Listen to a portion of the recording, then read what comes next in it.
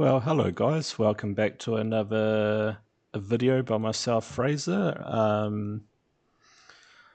We are in Air France 727, a livery with the Flighsim Studio 727 that we're going to fly today.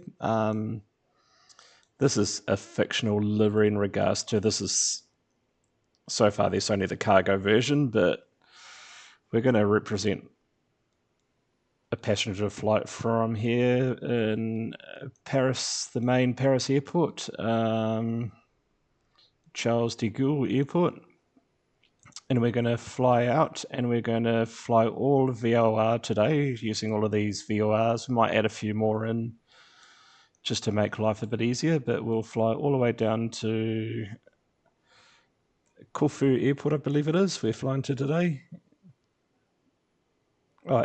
Aktion Airport, which is just in one of this part of the mainland. Yep. Flying to Greece today, going to escape some of this cold, drab Paris winter. Well, it's now spring, which is great, and we will get this set up and we'll head off down to Greece. Hopefully the weather's great, and we're going to be, as I mentioned, flying VOR flying, and yeah, what a good thing to do is I've just loaded this plane into Flight Simulator. You should always just reset it because sometimes this aircraft has a few bugs for I don't know what it is. It's the same with the 737 and the 777. Just if you come across bugs, then just to be safe, just go through and just reset the Flight Simulator again. And while I'm at it, I'm going to change my control binding to the my default full engine because this is a free engine aircraft, so we need to control our, if it will let me work. Oh. I might just have to reset it again, but I'll change my bindings to the my default full engine aircraft binding. Hopefully this works this time.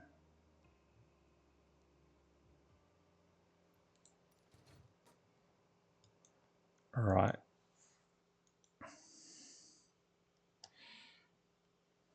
We'll just wait for this to load up a bit, just to give my PC a bit of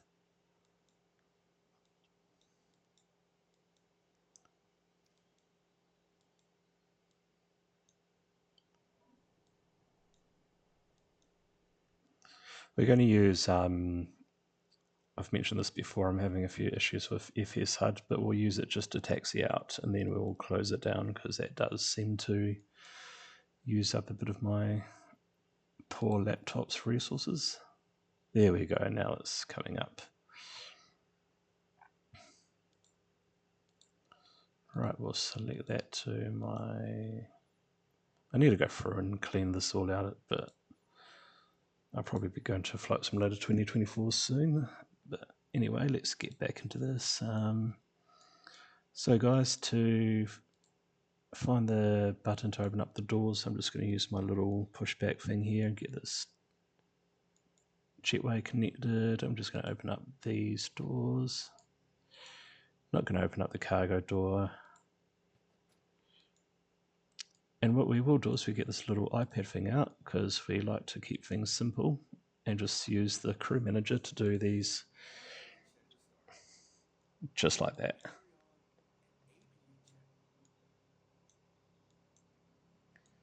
Right, once he's doing that,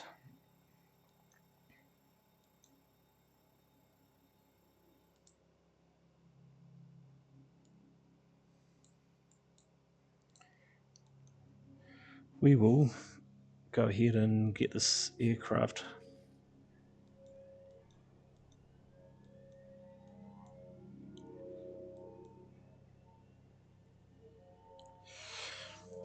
started up, eh? So we will go into options button.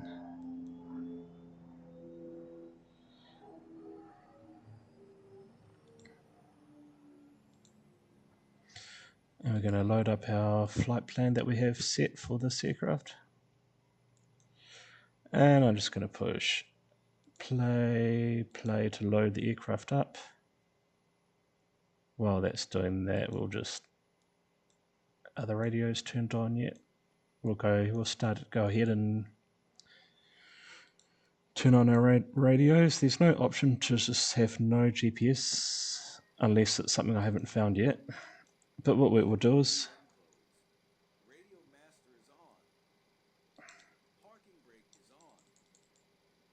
turn...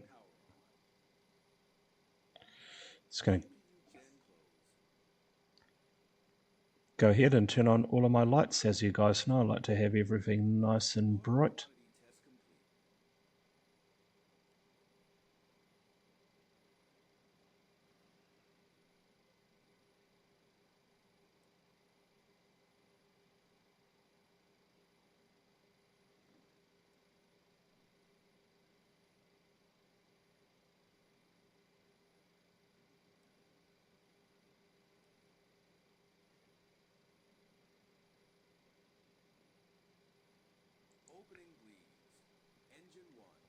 Turn on our logo lights as well. Turn on these lights over here.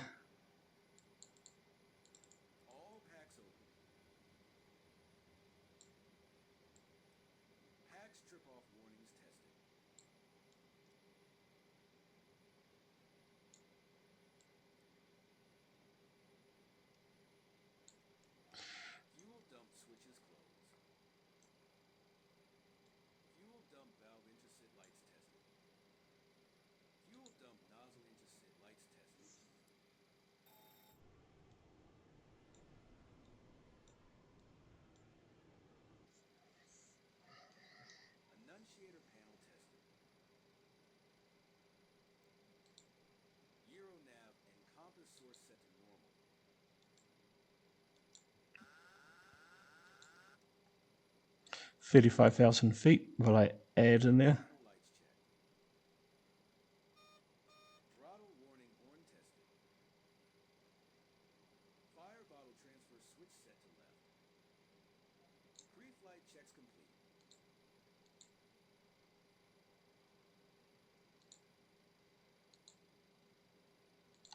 And now we can start adding in these waypoints.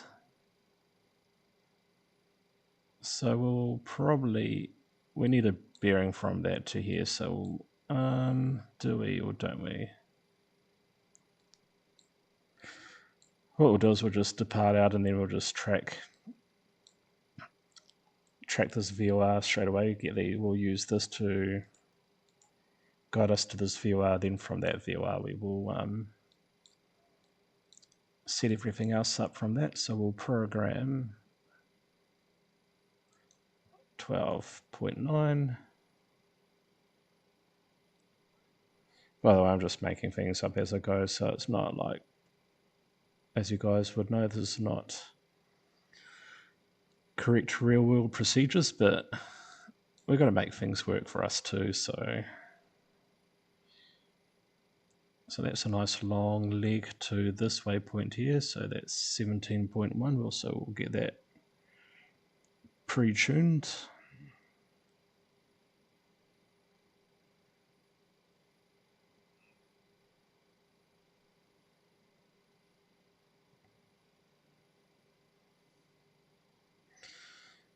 And we'll set this one to 17.1 as well, the active one for this.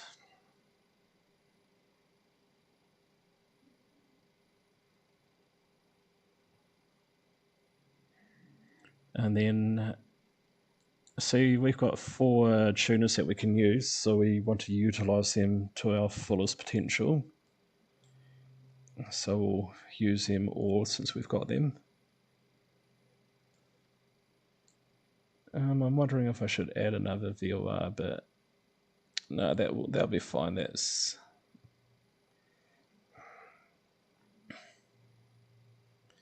15.58.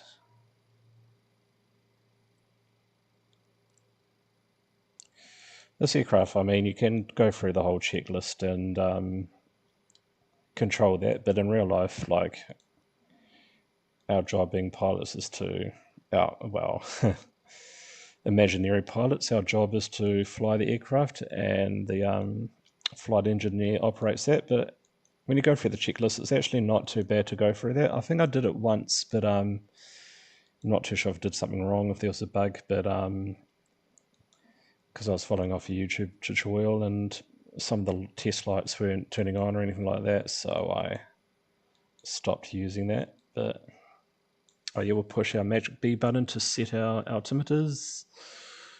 We'll open up this FS HUD and hope like hell it doesn't crash the system. Luckily this isn't a live stream.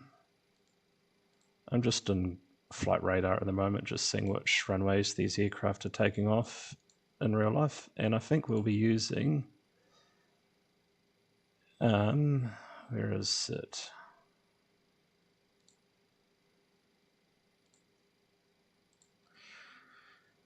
We will be using the Air France A320 has just taken off from runway 8 left, so we'll use runway 8 left because we're on this side of the terminals, on this side of the airport, so we'll use runway 8 left like they are in real life. What I am going to do is I'm going to use my other Navigraph charts because I do find this one lags a bit.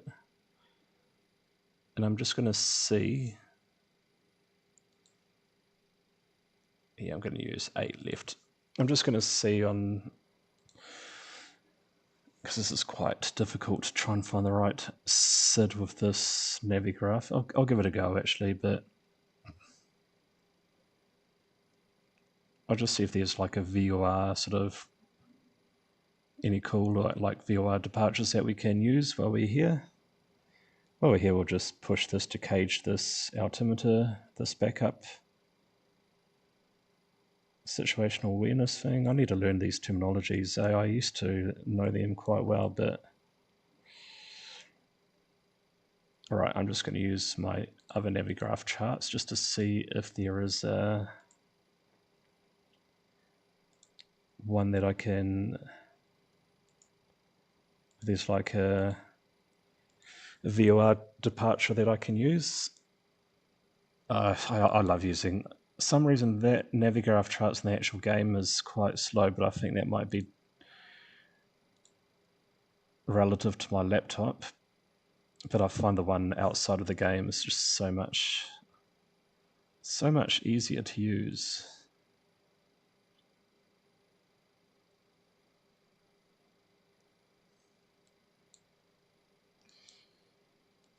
Just trying to find the right SID to use.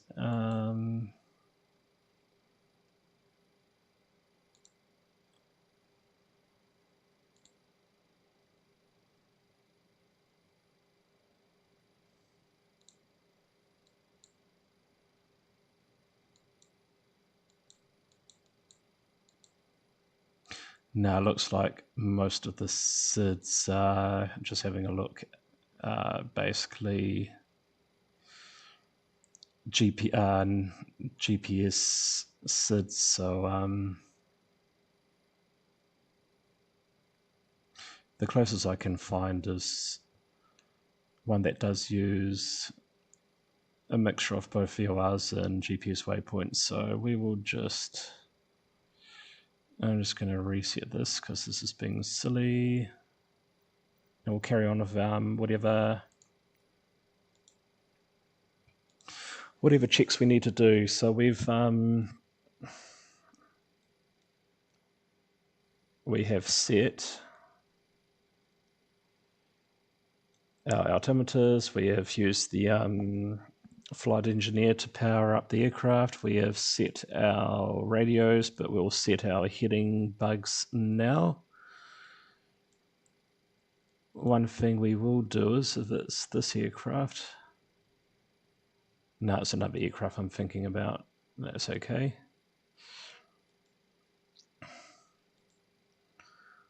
Right, we will set up our first 115 degrees, so we'll set 115 in here.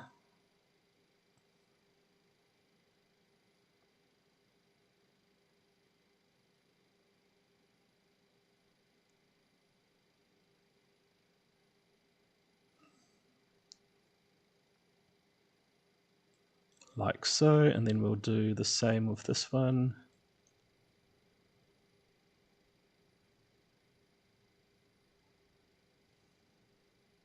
Actually, are these independent of each other? I don't know.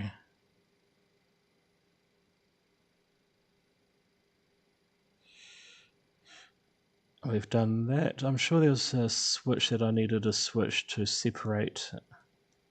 Can't find it.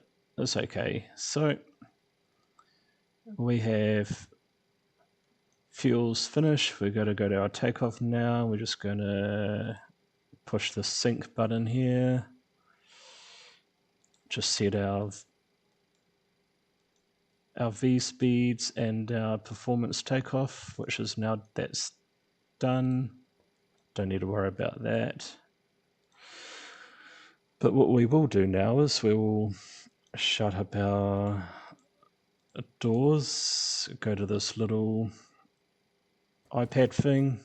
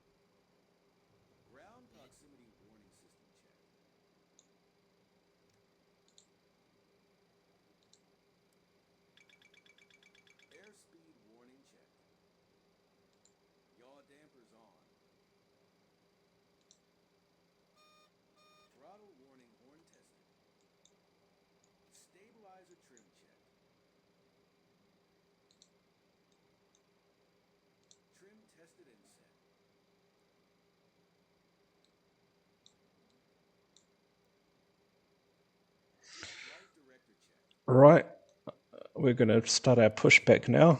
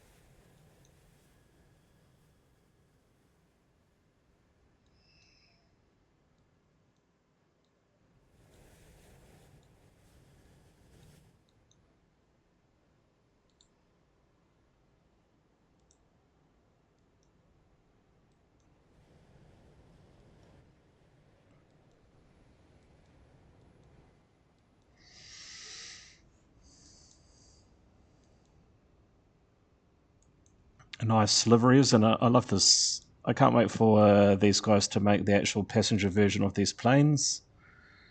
But it's a lovely aircraft, isn't it? The 727. And I do have to say that the Air France livery on this does look very crisp and sharp.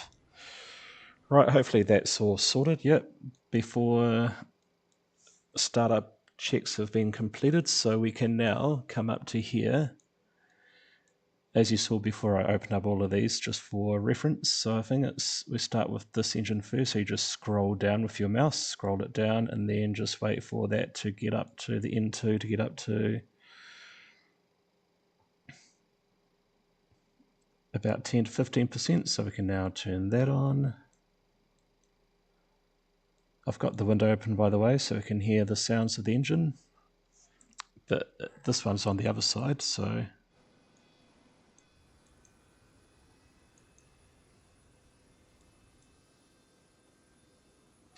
love that old original heavy metallic engine sound. One thing we will do is we'll set our runway heading to 0 runway 08.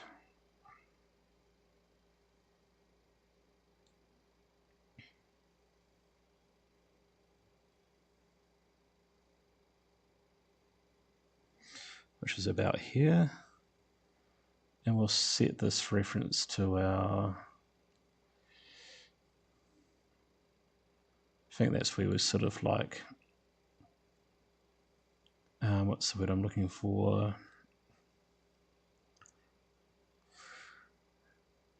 When we get to that altitude, I think that's when we throttle down with the engines. But the first officer will look after all of that for us. And that's engine number 2 started. Now we can go up to here and scroll down and start up engine number 1.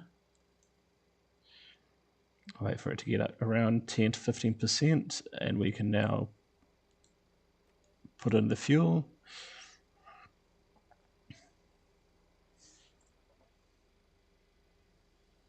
You can hear it a bit more through this side of the aircraft.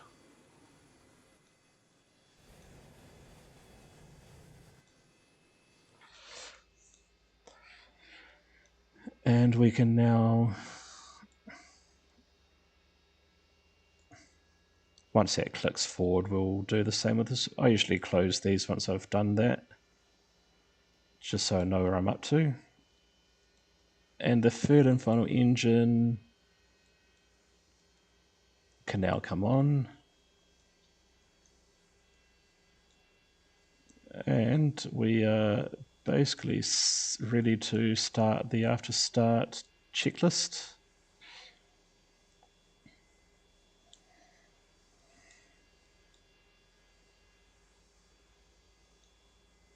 Once that takes off like it's doing now, that basically means it's well on its way to being lit. So shut these doors, this window away.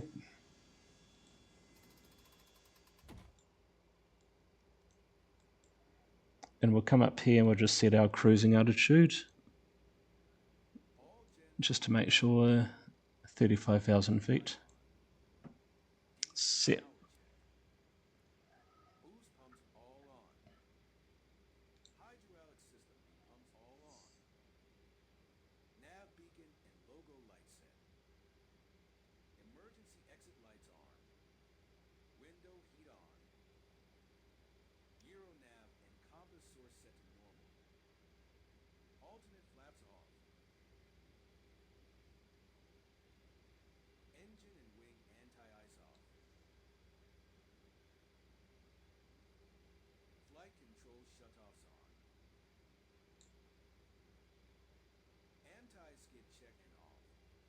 Just setting my landing altitude.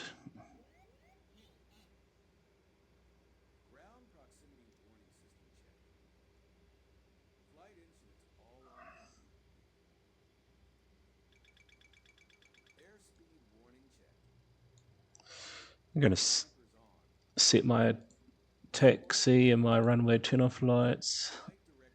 And we're just going to start powering up, eh? Release the parking brakes. Go back to my map.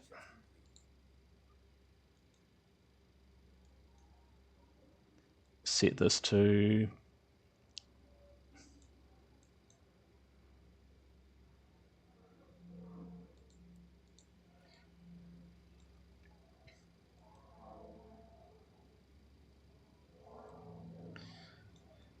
And we'll see what flaps we're using for our takeoff.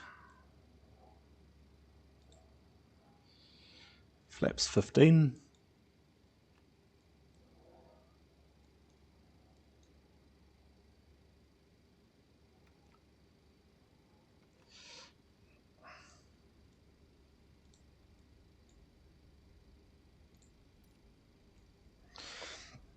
And away we go. Now we can do our taxi checklist.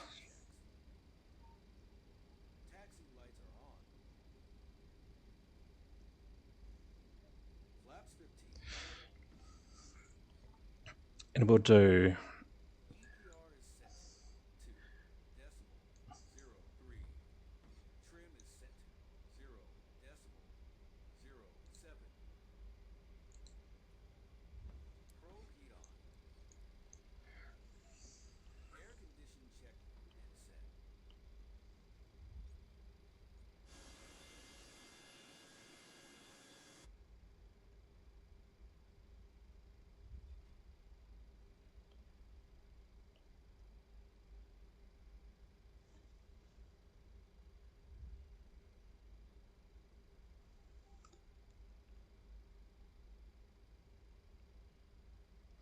Yeah, it's quite a smooth aircraft too. Also, in regarding taxiing around, I'm guessing these aircraft were built for, they're effectively the 737, aren't they? Really, slightly larger version, and I think they were used on like rough airstrips and whatnot too. Not rough airstrips, but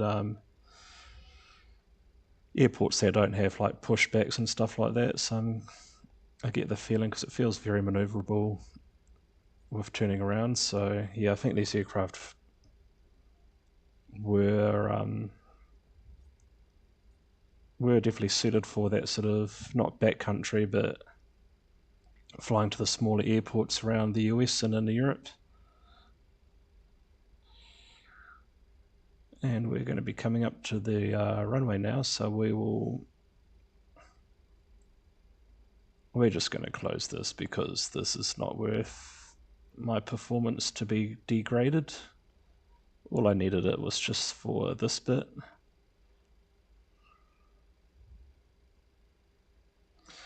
And we can now do our before takeoff checklist, which should Check started. turn on the runway lights. Auto brakes set to RTO. Ignition set to continuous. Essential power on Gen 3. Anti-skid is on. Strobe.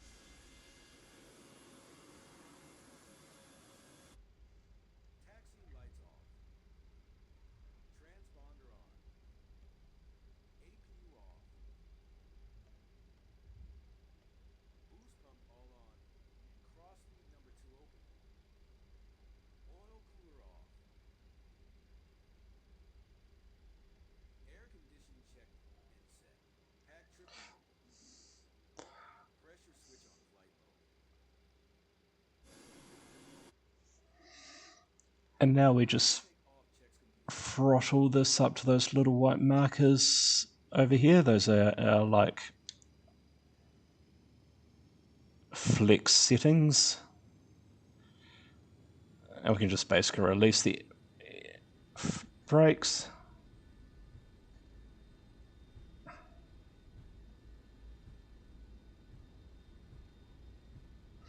And away we go. 80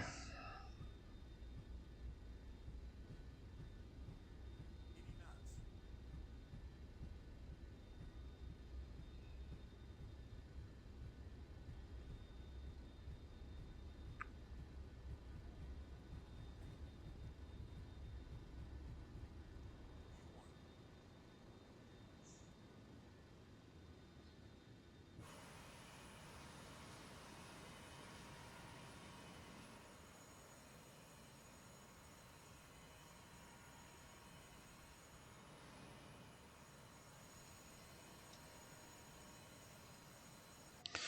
Nice climb out.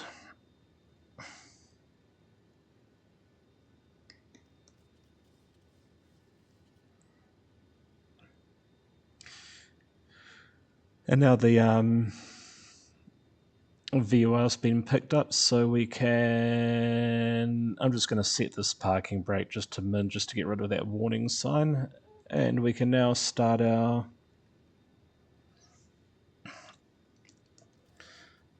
climb out a bit more, then we'll turn it towards our VOR now. So we use this needle just to track to our VOR. Flaps, the first set of flaps are up. I'm just going to go to heading mode now.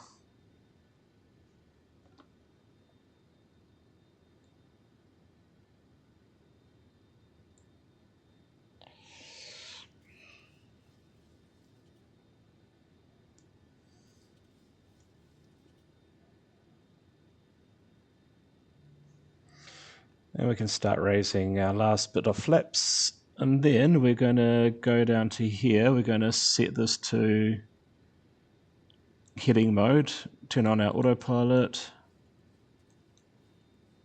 heading mode, and we're going to set our vertical speed until we again get up to 250.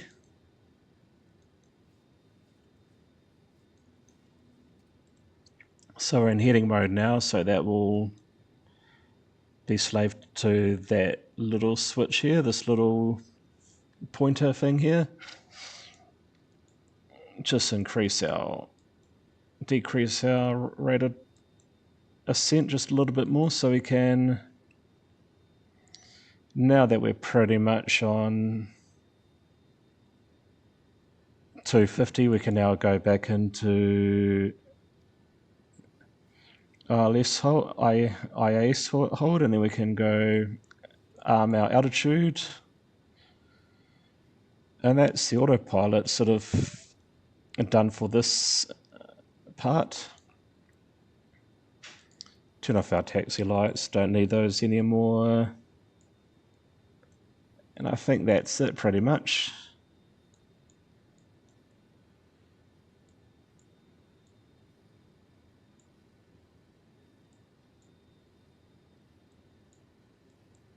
Climbing out over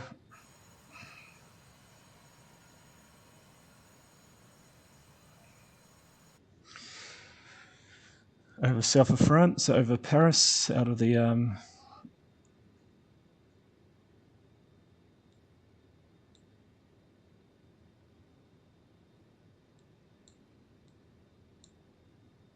one thing I do like about flying this plane,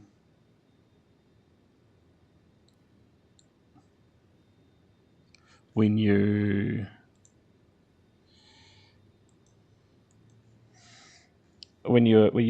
it automatically, like when you go past a VOR, you don't have to re-engage it like with the BAE. It just automatically goes to the next VOR, which I find really, it automatically tunes to the outbound, which is really handy.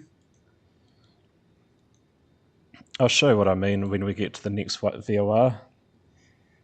But yeah, when you fly for a VOR, you have to, most aircraft have to turn the VOR, the localizer button back on again. But with this, you fly over a VOR, then it just picks it up on the other side, which I find really handy. Right, we're going to now increase our speed up to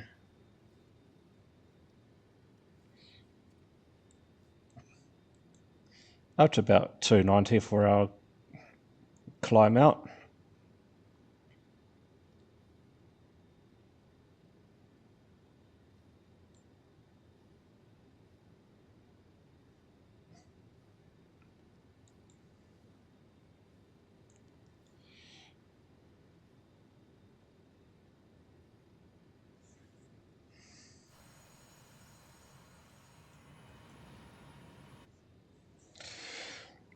And once we get past this VOR, hopefully we'll be almost on track there.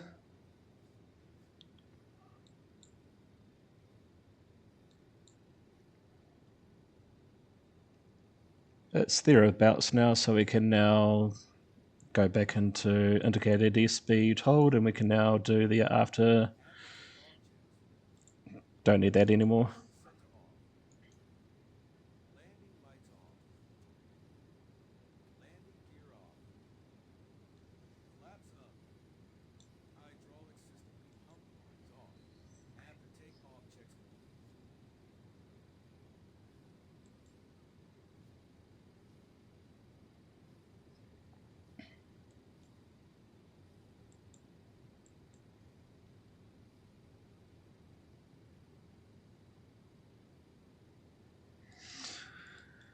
And like with the BAE, I'll just do this manually so it's nice and smooth, but we can now engage the... Crossing 17,500. Oh, I can go into standard too, by the way, but you do that manually. We'll do that once we're on this VOR.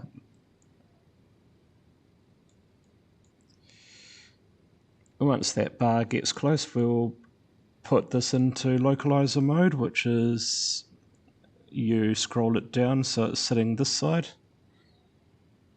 That's thereabouts. We can now go into localizer mode now, and that should automatically just track that VOR, which is perfect.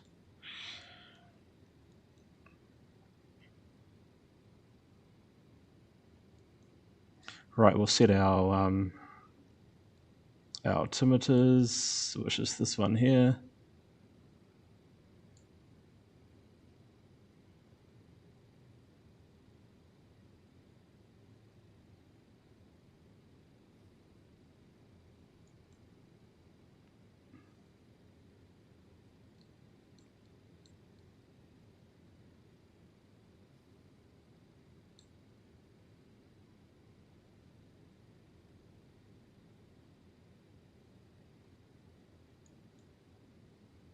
Won't worry about that one, we can just leave that as it is.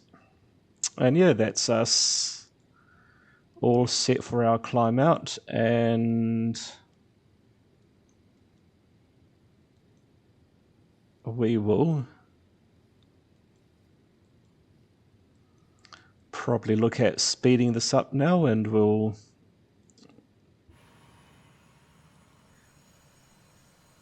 I'll leave you guys to enjoy the flight, which I'll speed up on YouTube and when I create this video. But apart from that, that's everything all pretty much done.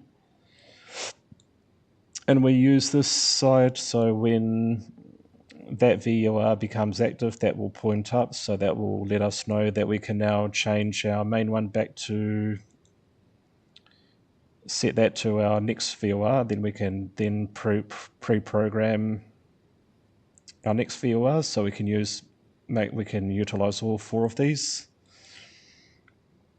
And yeah, that is us for the cruise and for the climb and cruise. So I'll see you guys later on.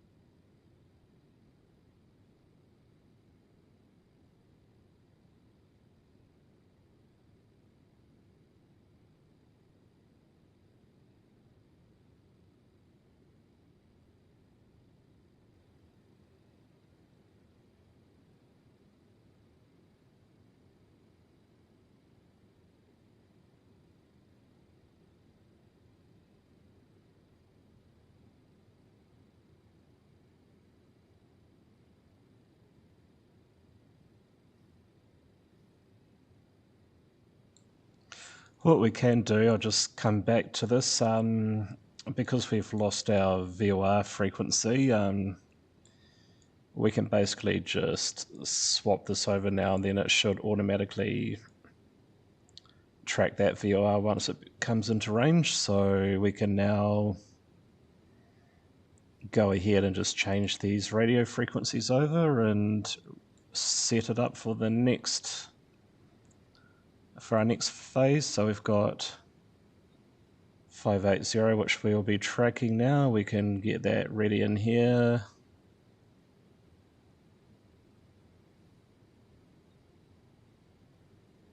And then get the next VOR for this guy, now that we don't need that one.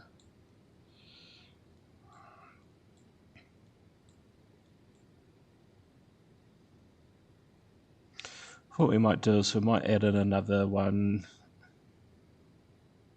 in somewhere else.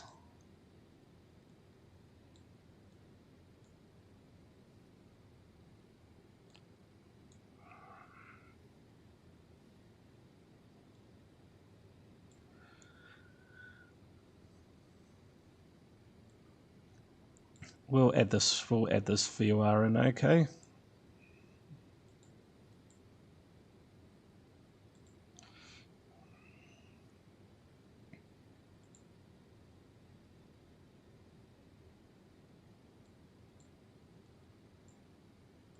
So you will add it before VIE.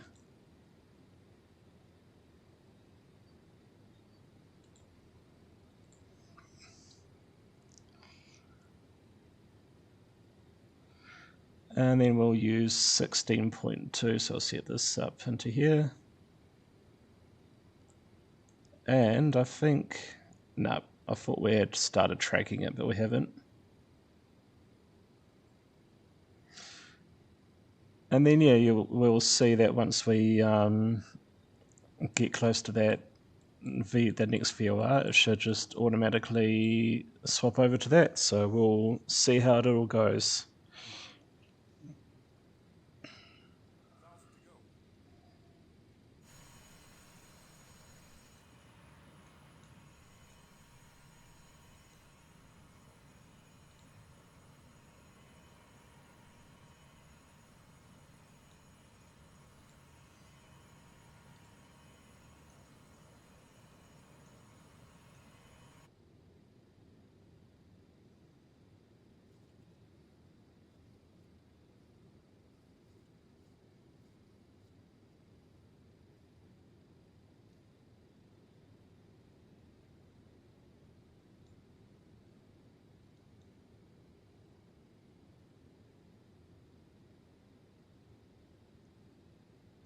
And make sure you actually program the next VOR in, which helps a lot. So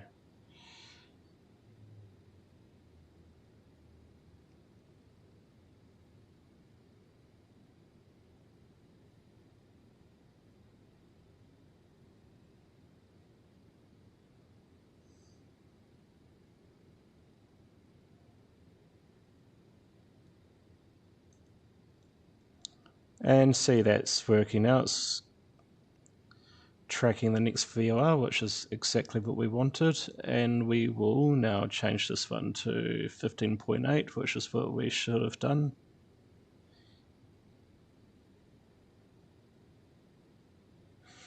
Yep, we're now back on track, so that's good.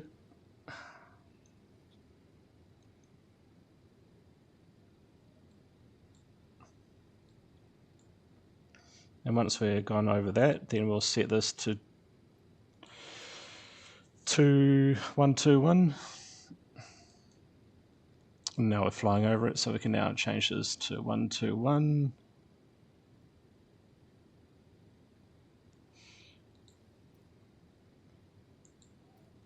And we'll just pull our speed back just a bit so we don't overspeed. We want to sort of aim for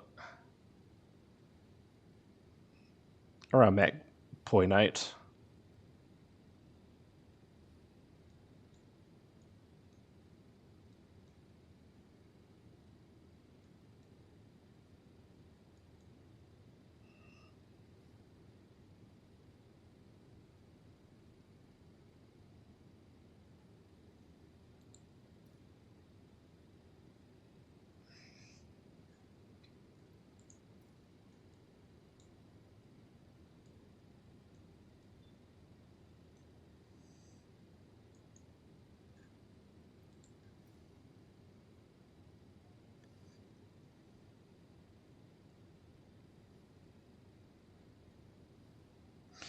For some reason it's not tracking the outbound, which is a bit of a interesting thing, but it's holding fine, so we'll just leave it at that. So since we've lost that VOR, we might as well just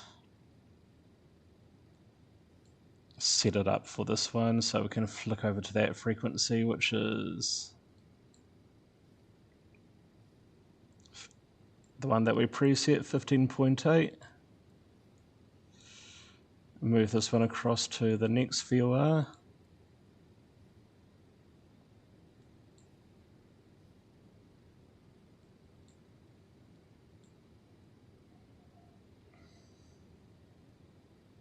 Got that set, so we can now preset this VOR to this one here.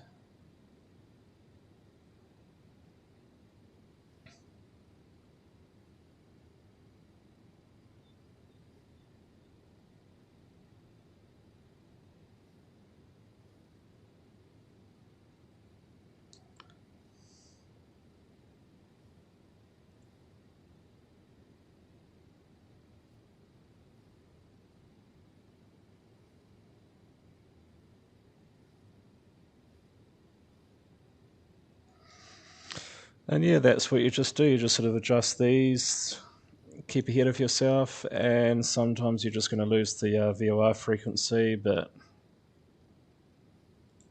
I think in reality next time I do this, I'll probably set the VORs a bit closer together.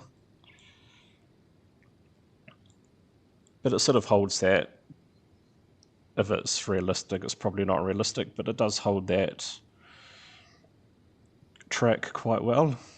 So we'll just leave it at that, and hopefully the next waypoint it will clock over.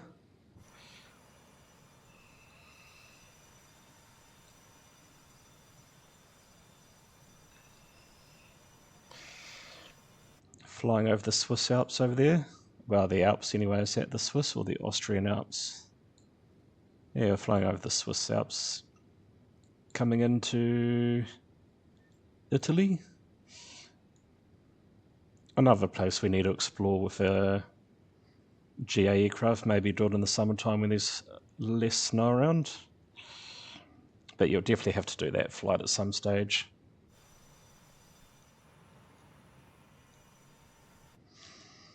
And it appears that it's holding its speed not too bad, and it's just a case of tracking these VORs all the way to our arrival.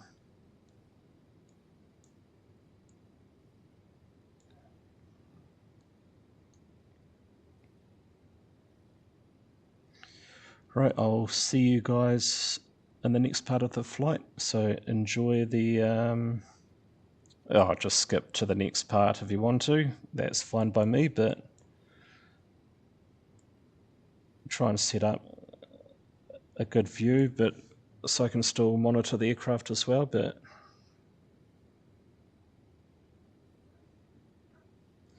I think that should be fine.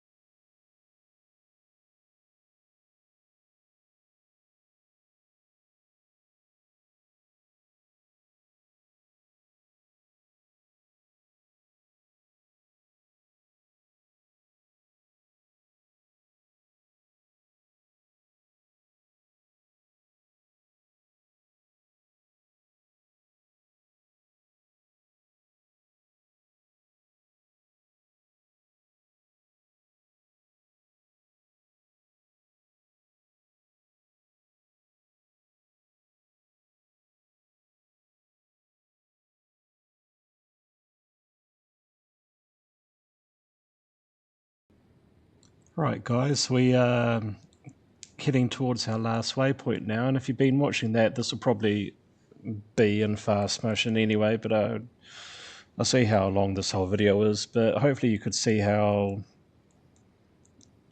it's just basically just jumping between these frequencies, getting everything all ahead of yourself, and you can see how, without having to rearm the localizer or anything like that, it just went from VOR to VOR pretty smoothly actually, so that went really well. And as we can see, we're already tracking the this waypoint that I've added in as well, because it's going to be part of our star into the for our arrivals. So we will, as you could see me mucking around before, we'll be using this VOR to track outbound, and then we're going to do this nice DME arc into Aktion Airport.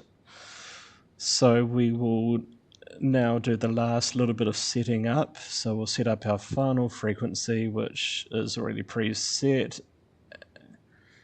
and we are now tracking second to last VOR, so we can now switch over to this one. We will get this set up for the Aktion Air VOR, which is 10. And just for reference, we will set our ILS with this one here. And that is basically what all we need to do. So we're going to be tracking out. We might as well start our descent now. We're going to be descending down to.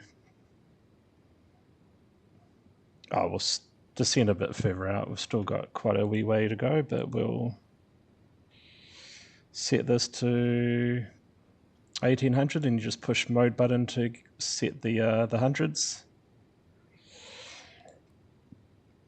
And we so how we're going to do this? So we're going to when we hit Kirakia VOR, we're going to go outbound on this radio of 336, and just before we hit 22 nautical miles from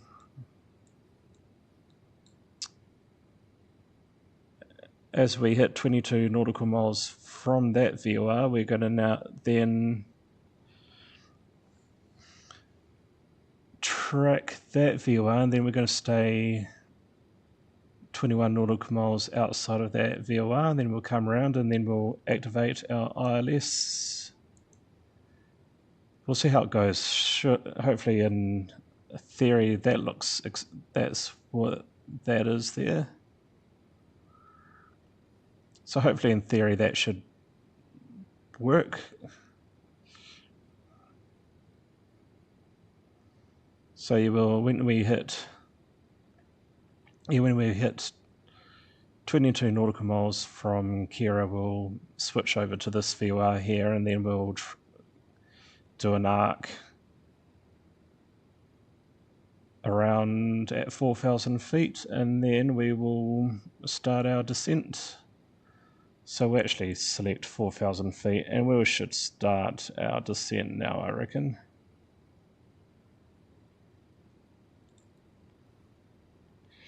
Just throttle back a bit, and we will use vertical speed mode.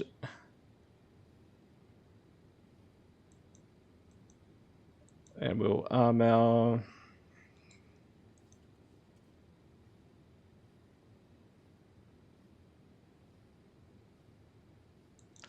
we'll see how that goes.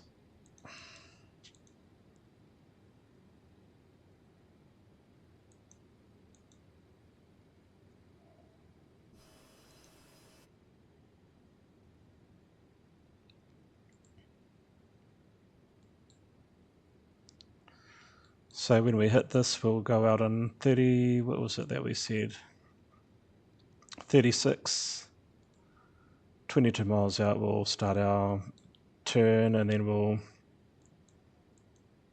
switch over to the Aktion VOR, and then we'll set the standby one up for our ILS, and we will see how well this works.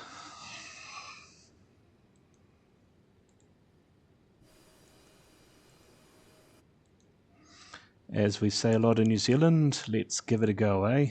Let's give it a go, mate. Might increase the rate of descent to 3,000 feet per minute. And we'll get these things ready for when we need them.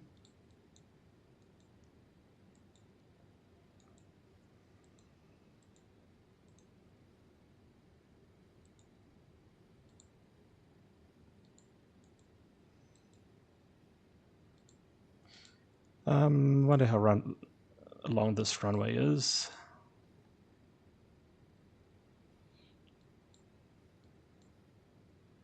Yeah, it's almost 3K. We're fine with flaps 30. So anyway, we're just going to keep focus on this.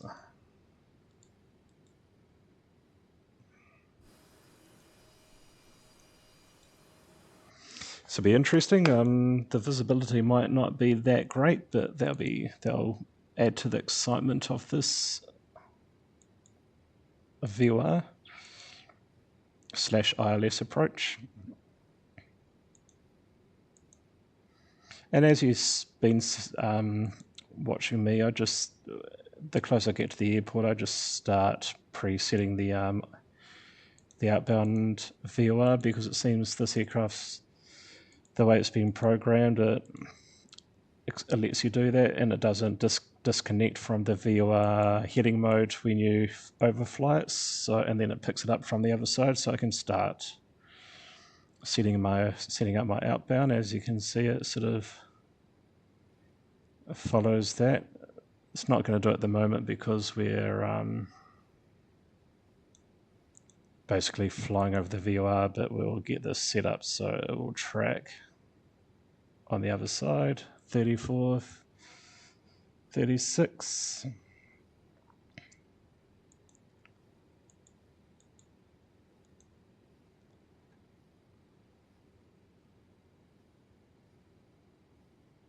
And as you see, it's now tracking that outbound.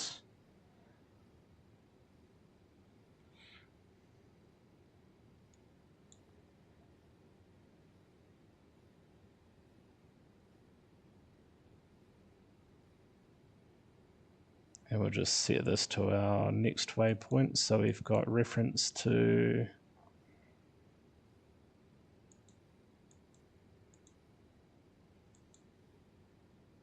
once we get below 10,000 feet, we'll do the approach. So I'm sure that doesn't do the flaps, it just manages your landing lights. We'll turn on our taxi lights and our runway lights just so it's ready, and our logo lights can come on, same with the wing light.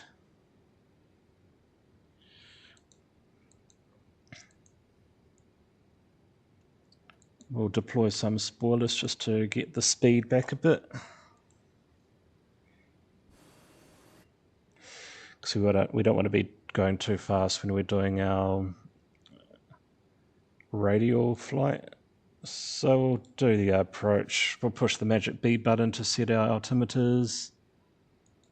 Nav reading, logo light set. Brake pressure check. Altimeter set to 100. We'll get our heading set. We'll just turn 90 degrees from our Boost pumps all on. Cross feed number 2 open. 1 and 3 are closed. and we'll start turning now. Hydraulic pumps all on.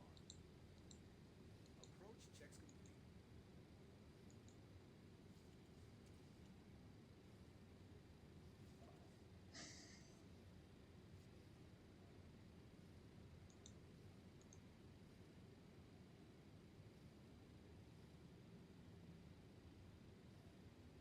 And then we can now switch to our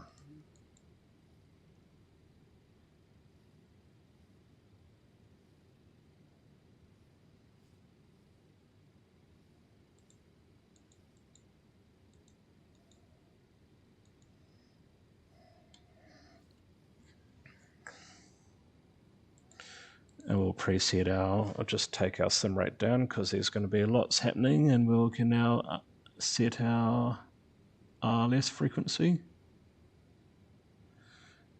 Have this ready for this page. And we just want to, we'll set this heading bug to our ILS frequency, so it's all set.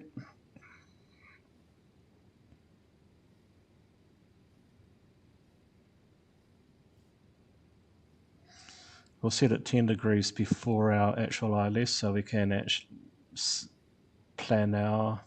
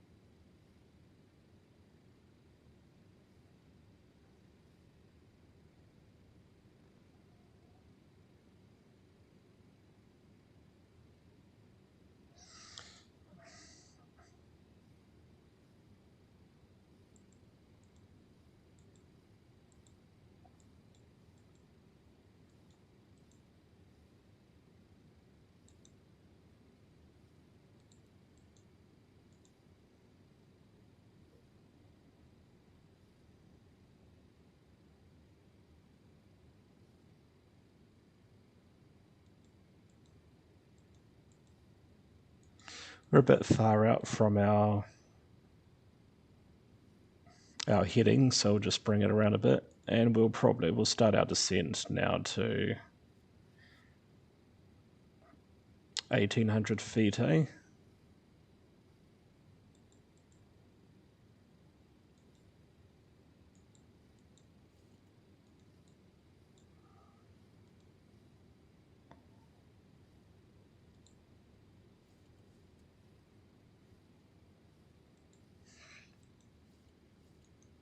Can put our slats out.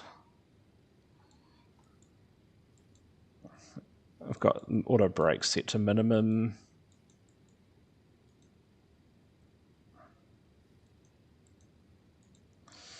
And we just keep an eye on this now, and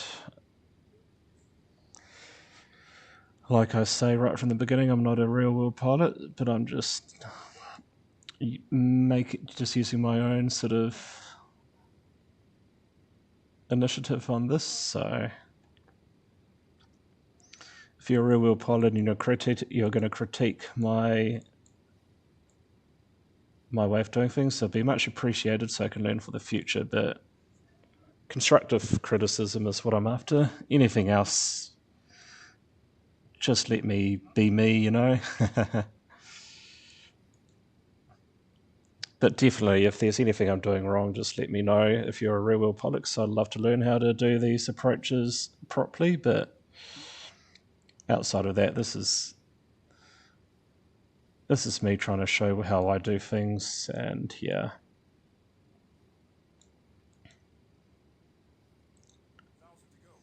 But yeah, we'll set our altitude as well, eh? Our decision height, which is going to be just over 2,200 feet. So that's set. But we've got pretty good visibility anyway. And we're now sort of holding that 21 nautical miles out from the airport, and that's replicated in that, so that's great. And we'll just wait for this to... We can actually set this to our ILS now.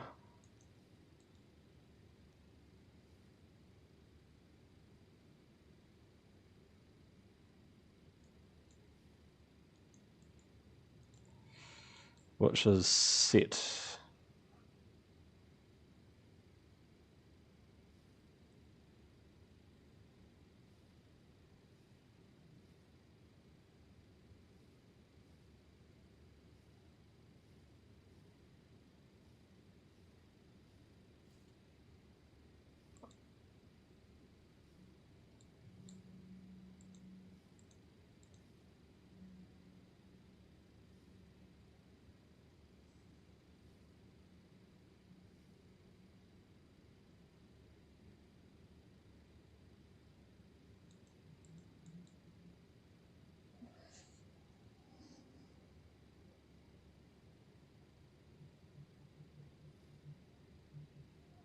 Hopefully this bar will come in soon so we can start our approach, our final course.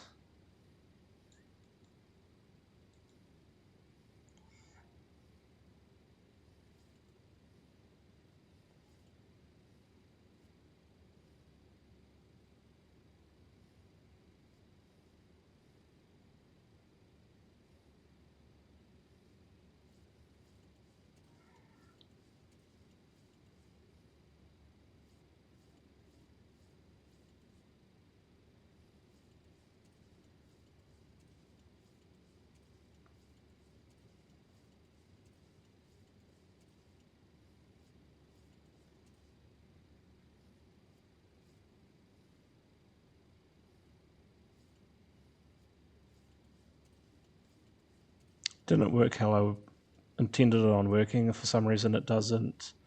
Maybe I need to keep it in localizer mode. Keep it tuned on the VOR for that to work properly, but we'll just turn back on ourselves, make sure we don't get too below our speed, throttle up a bit, and we can now go to auto land. Hopefully that will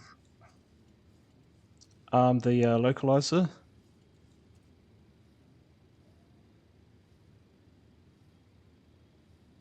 which it has. Sometimes this autopilot can be quite the approach setting can be a bit hit and miss, but most times it works. And we now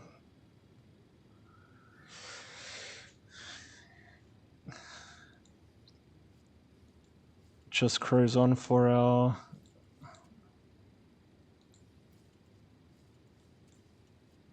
final approach, really. I could have stayed at 4,000 feet for this bit, couldn't I? Not to worry. Just make sure this is all set. We don't need that anymore. Actually, we will...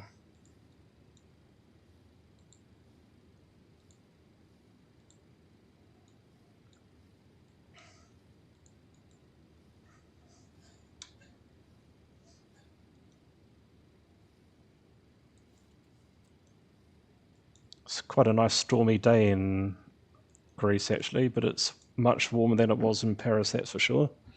17 degrees Celsius.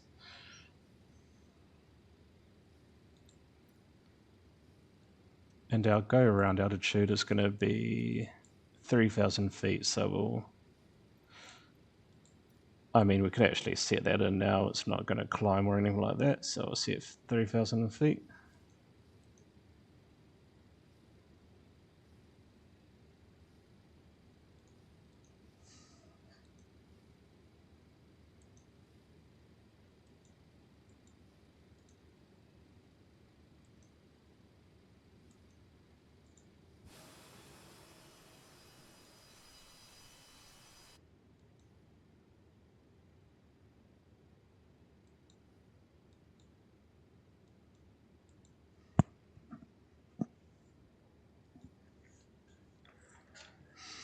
Quite cool with the hills in the background there. Looks quite moody, doesn't it?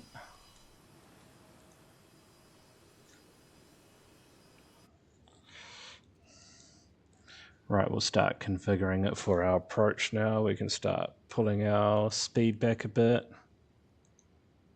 Deploy the next stage. We're going to land with flaps 30, so not completely full. We've got to identify the runway over there, which is great. These two hill things are very weird. I'm not too sure if that's just a glitch or... Oh, it's disappeared, which is good.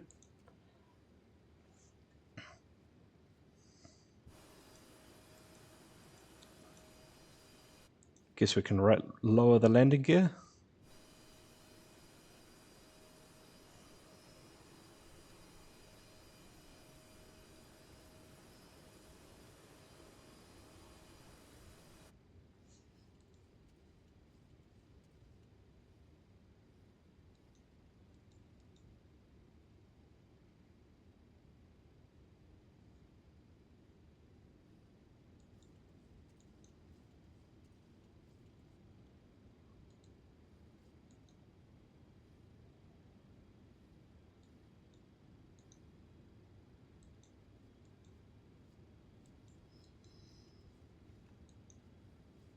This will be the moment of truth. Will it lock onto the glide slope?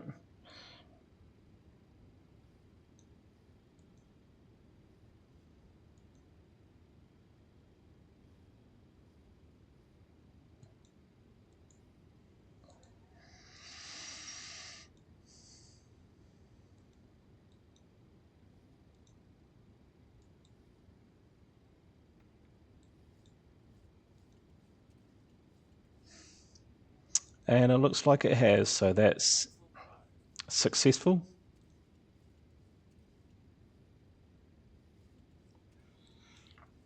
Set our flaps 30 for our landing and just click on this to make Flaps 30. Ignition set to continuous. Anti-skid is on. Landing checks complete.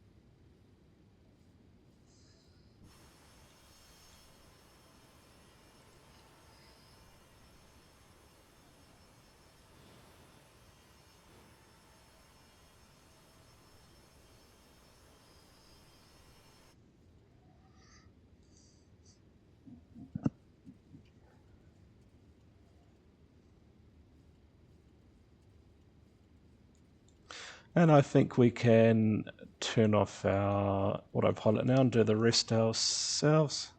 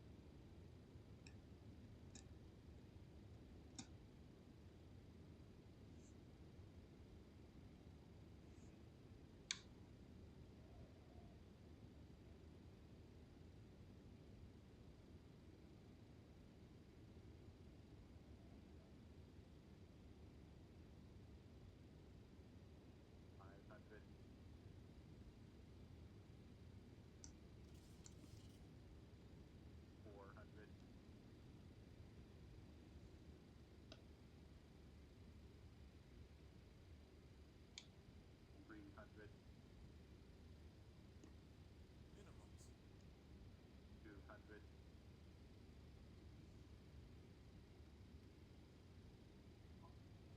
Flight slope.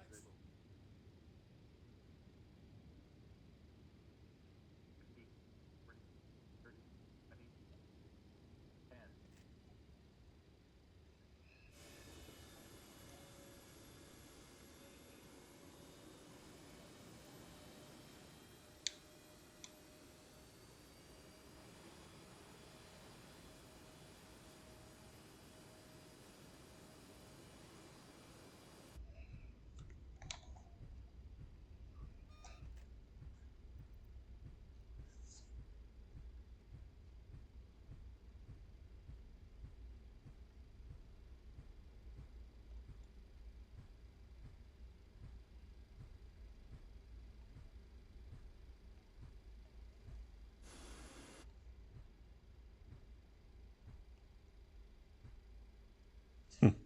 Sounds a bit like a steam train, doesn't it? Powering down. Right, landing lights can come off. Oh, not those. Landing lights, I guess our strobes can now come off, and we'll just push this button so they can turn on the APU and Landing checks. Brake pressure checked. Pressure switch to ground. Landing and strobe lights are off. Taxi lights are on. Flaps up. Spoilers down. Anti-skid off. Ignition set to off. Elevator trim set to neutral. AC on APU. APU master on.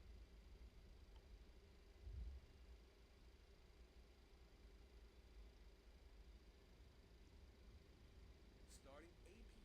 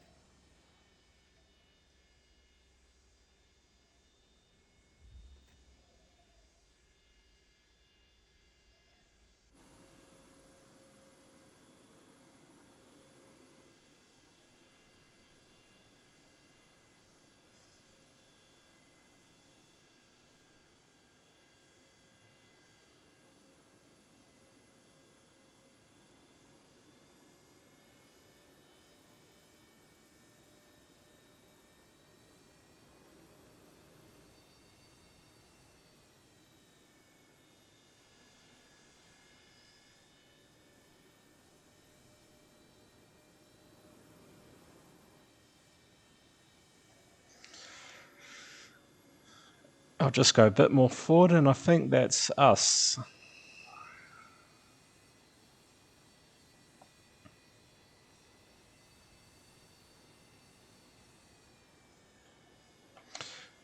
And I think that will be us now. So we can now go ahead and turn off the engine, and that is our flight done.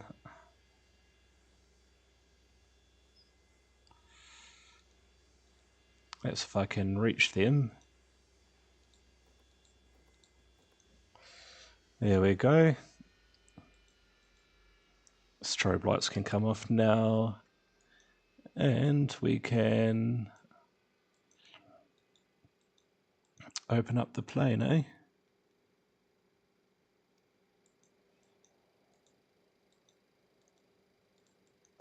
Now I'll just go through this just to... Aircraft checks.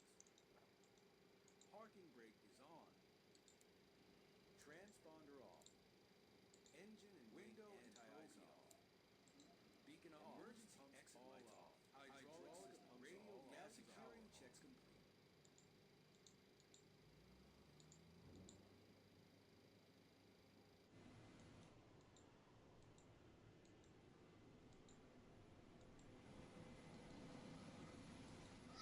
And then you have it, guys. We've